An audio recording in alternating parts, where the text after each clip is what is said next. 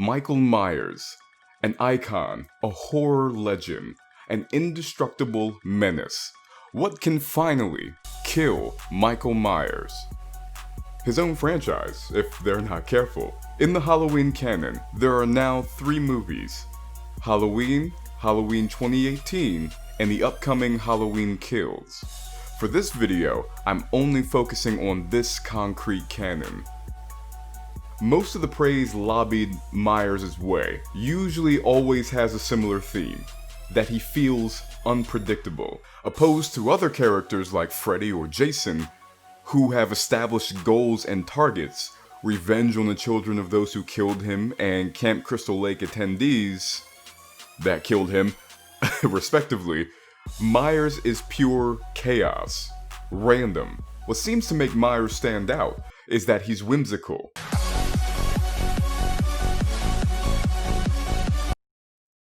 No, I don't mean this. What I mean by that is that his killings are based off of whim.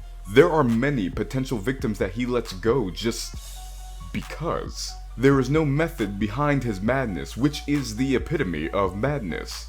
Even a slight against him, such as shooting him, may not even result in his retaliation. Or maybe it will. Michael's homicidal tendencies are guided by nothing. Of course, he has other characteristics in addition to this, but I highlight his homicidal whimsy because I dare say it is his foundational characteristic, and this is the one that Halloween is in danger of dismantling. This is not so much an issue with Halloween 1978 as it is with Halloween 2018, where the 2 issues that endanger Myers' character is the most prevalent: Haddonfield and Laurie Strode. Why does he return to Haddonfield? Perhaps Haddonfield is an anchor, like his mask and his knife. Myers compulsively goes for his mask and his knife, no matter which situation he's in. Now, of course, he has his iconic mask, as we see with his sister. Any mask, any knife will do, but once he grabs it, that is his mask, that is his knife. Notice, when his mask is ripped off, he compulsively must put it back on.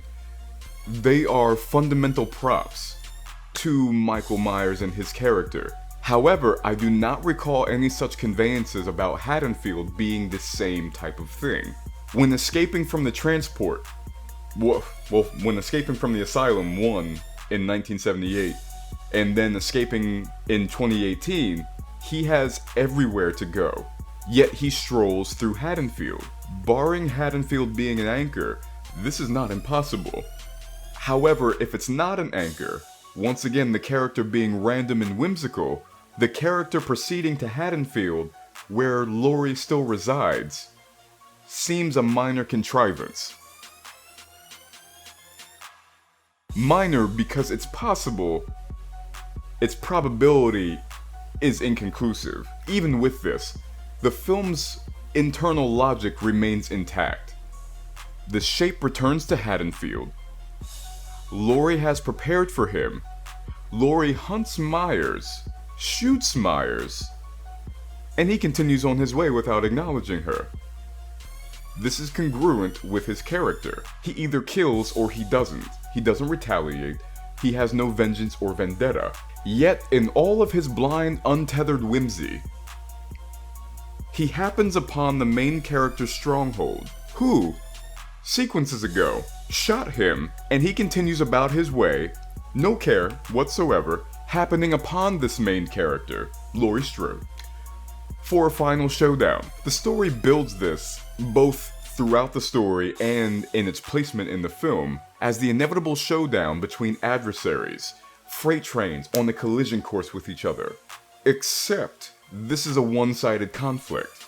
As discussed, given Michael's character and no longer being tethered by the whole "she's my sister" route, he doesn't give a fuck about Laurie. Or at least he shouldn't. Is it improbable that he would attack her? Of course not. But it's the sequence of events getting to this point that is the contrivance and what endangers Myers' character. The character of Laurie Strode transitions from active to passive when she hunkers down in her stronghold in the 3rd act of Halloween 2018, This leaves the onus of conflict on the series' most passive character. Michael, even in his murder, is never active. There's no other motivation to his killings except killing. He is a force of nature. He does not create conflict. Conflict exists because another character resists his oncoming storm. Yet, on a dirt road, Michael not only finds Laurie's stronghold, but constructs an elaborate staging. Killing 2 cops, tearing one's face off, props them up in the car, and pushes it in front of Laurie's stronghold. We should take the car and push it somewhere else! All before the granddaughter, who ran into the woods before him, gets to the stronghold. But let's rewind. Michael doesn't care about Laurie. He was shot by her and shrugged it off. He has no reason to believe that Laurie is even here, let alone go after her. Could he have heard the therapist who was trying to set up the conflict between he and Laurie? Yeah, okay. Sure. But again, whimsical murderer. Laurie has conflict with him. Michael doesn't with her. Also, Laurie becomes a passive character.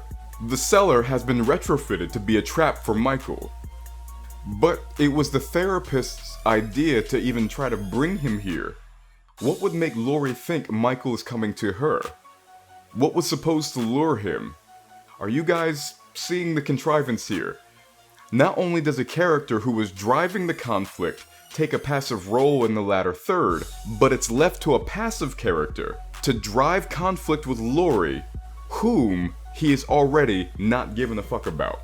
Michael is a horror icon and legend, a father of the modern slasher film, all built off of his passive yet unpredictable and murderous nature, a characteristic that must remain intact and uncompromised. Otherwise, contrivance of conflict will take Michael out quicker than any gun, knife, or Busta Rhymes. Trick or treat, motherfucker. Well, I hope you guys enjoyed this video. If you did, please remember to like, comment, share, subscribe if you're so inclined. Check out my channel for all my other content that I have on there. My short films, reactions, reviews, other video essays, my Graves plays, all that good stuff that's on there, and much, much more to come. Check out my Patreon, the link is down below in the pinned comment. All kinds of exclusive content over there, such as early access, full reactions to my reactions, my Discord, all that good stuff. Like I said, the link is down below in the pinned comment. If you're so inclined, head on over and become a patron. And I'll see you guys next time. Have a good one.